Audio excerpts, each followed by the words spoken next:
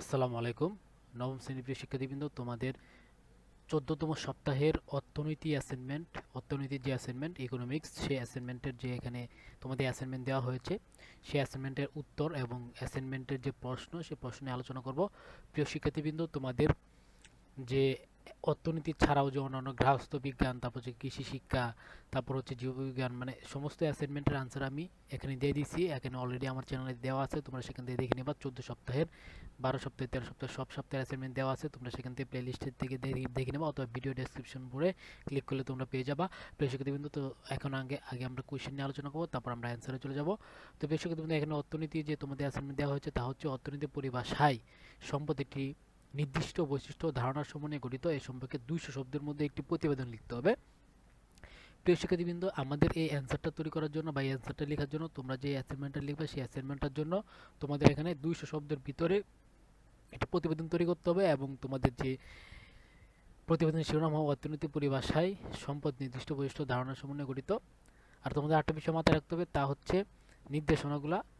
এবং এখানে যে অর্থনৈতিক সম্পদ, দ্রব্য, সুযোগ, ব্যয়, অর্থায়ন, আয়, সঞ্চয়, বিনিয়োগ, এগুলো হচ্ছে তোমাদের পাঠ্যসূচি থেকে দেওয়া হয়েছে এখান থেকে। এবং যে নির্দেশনা দেওয়া হচ্ছে, তা হচ্ছে পাঠ্যপুস্তক অথবা ইন্টারনেট শিক্ষকের সহায়তায় সম্পদ সম্পর্কে জ্ঞান অর্জন করতে হবে, সম্পদের শ্রেণীবিভাগের সময় ধারণা নিতে হবে, সহপাঠী অথবা শিক্ষক অথবা অভিভাবকের কাছ থেকে জেনে সম্পদের বৈশিষ্ট্য সম্পর্কে আলোচনার মাধ্যমে তোমাদের এই অ্যাসাইনমেন্টটা লিখতে হবে। তো তোমাদের এই প্রতিবেদন লেখার জন্য সূচনা লাগবে, সম্পদের ধারণার বর্ণনা লাগবে, বাস্তব উদাহরণসহ সম্পদের বৈশিষ্ট্য লিখতে হবে, তারপর উপসংহার লিখতে হবে।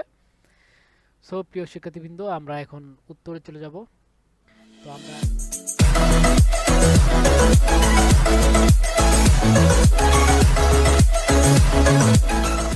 লেখার জন্য আমরা প্রথমে অ্যাসাইনমেন্টের শিরোনাম অর্থনীতি পরিভাষার সম্পদ নির্দিষ্ট বৈশিষ্ট্য ধারণা সমন্বয়ে গঠিত, এটা হচ্ছে আমাদের অ্যাসাইনমেন্টের শিরোনাম হবে। তারপর আমরা চলে যাব তারিখে। তারিখ তোমরা যে তারিখে লিখবা, বা সরি, যে তারিখে তোমরা জমা দিবা সেই তারিখটা এখানে লিখবা। প্রধান শিক্ষক, তোমার স্কুলের নাম লিখবা এখানে। তারপর হচ্ছে উচ্চ বিদ্যালয় ঢাকা, তোমার ঢাকা না দিয়ে তোমাদের যে স্থান আছে স্থানের নাম দিবা। বিষয় দিবা অর্থনীতির পরিভাষায় সম্পদ নির্দিষ্ট বৈশিষ্ট্য ও ধারণার সমন্বয়ে গঠিত, এটা লিখবা। বিষয় লিখে তারপর লিখবা যে জনাব বিনীত নিবেদন, এই যে আপনার আদেশ নং মাহবি এত তারিখ, তারিখ দেবা 31 আগস্ট 2021, অর্থাৎ 31 তারিখে তোমাদের অ্যাসাইনমেন্টটা রিলিজ হয়েছিল, তাই এখানে দেবা 31 তারিখ 2021 সালে অর্থনীতি পরিভাষায় সম্পদ নির্দিষ্ট বৈশিষ্ট্য ও ধারণার সমন্বয়ে গঠিত এই বিষয়ে একটি প্রতিবেদন পেশ করছি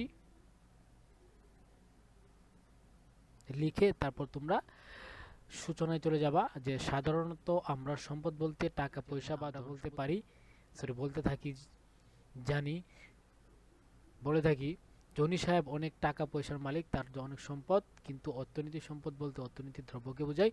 প্রিয় শিক্ষিত কিন্তু আমাদের কিন্তু ওখানে একটা কোয়েশ্চেন ছিল যে বাস্তব উদাহরণ সহ আমাদের সম্পদের বৈশিষ্ট্য বা সম্পদের সংজ্ঞা আমাদের দিতে হবে।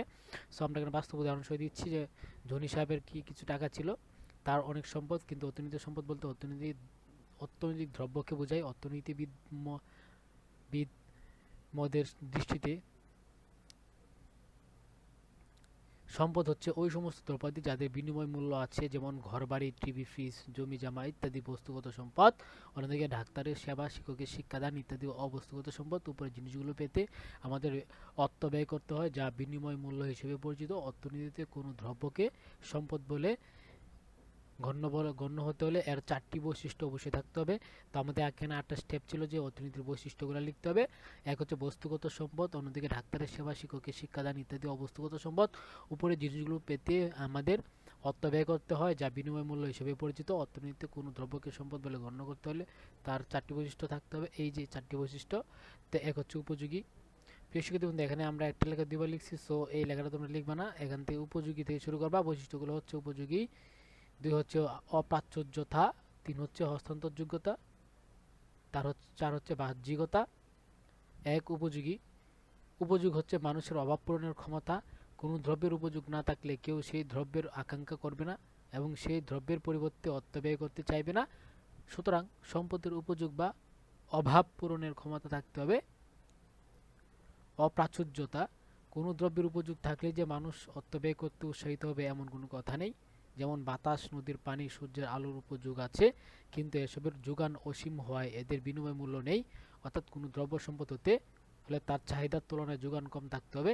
হস্তান্তরযোগ্যতা, সম্পদের আরেকটি বৈশিষ্ট্য হচ্ছে হস্তান্তরযোগ্যতা। সাধারণত অর্থে হস্তান্তরযোগ্যতা বলতে কোন দ্রব্যের এক স্থান হতে অন্য স্থানে স্থানান্তর করা বোঝায়, কিন্তু অর্থনীতিতে হস্তান্তরযোগ্যতা বলতে দ্রব্যের মালিকানা পরিবর্তন বোঝায়। যেমন বাড়ি বা জমি এক স্থান থেকে অন্য স্থানে সরানো যায় না, কিন্তু বিক্রির মাধ্যমে মালিকানার পরিবর্তন সম্ভব।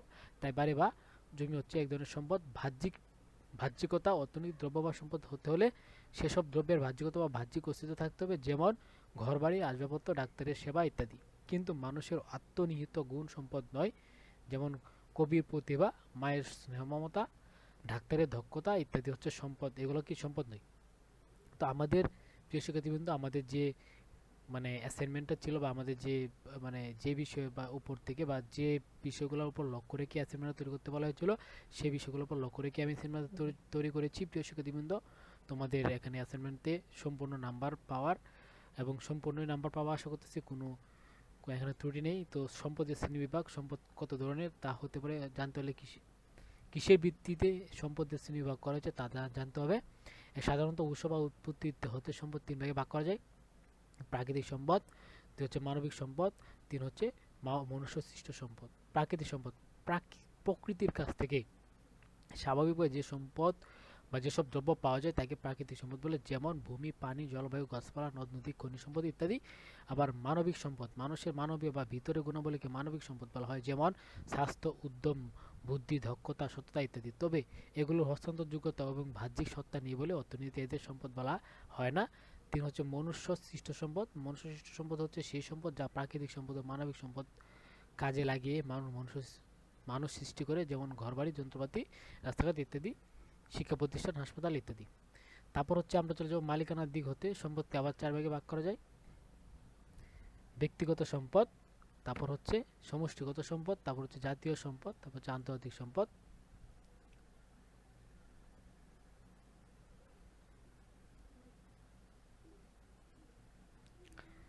ব্যক্তির মালিকানা যেসব সম্পদ রয়েছে তাই হচ্ছে ব্যক্তিগত সম্পদ, যেমন ঘরবাড়ি, আসবাবপত্র ইত্যাদি। সমষ্টিগত সম্পদ যেসব সম্পদের মালিকানা সমস্ত রাষ্ট্রের হতে থাকে সেসব সম্পদকে সমষ্টিগত সম্পদ বলে, অর্থাৎ জনগণের ব্যবহৃত সম্পদ এবং সরকারি সম্পদ একত্রে মিলে সমষ্টিগত সম্পদ হয়, যেমন রাস্তাঘাট, হাসপাতাল, পার্ক, চিড়িয়াখানা ইত্যাদি।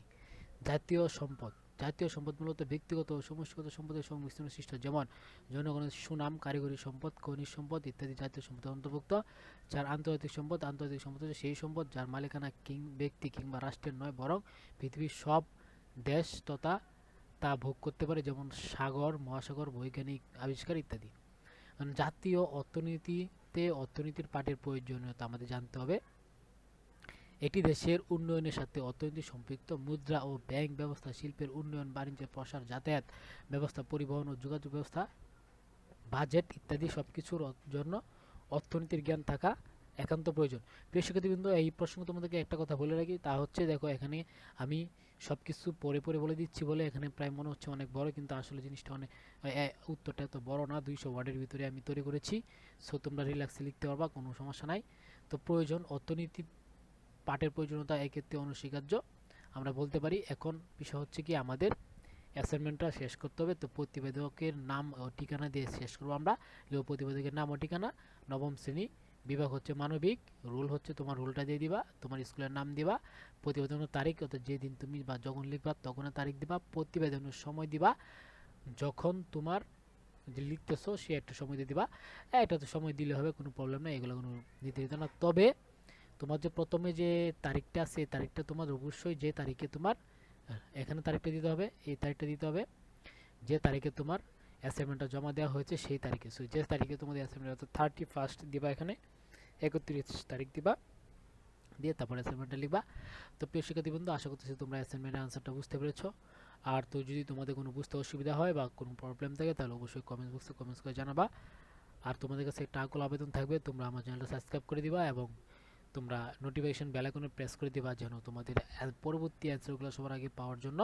তো প্রিয় শিক্ষার্থীবৃন্দ, সাথে থাকো, দেখতে থাকো জ্ঞান আলো একাডেমি এবং সাপোর্ট করতে থাকো জ্ঞান আলো একাডেমিকে। আসসালামু আলাইকুম ওয়া রাহমাতুল্লাহি।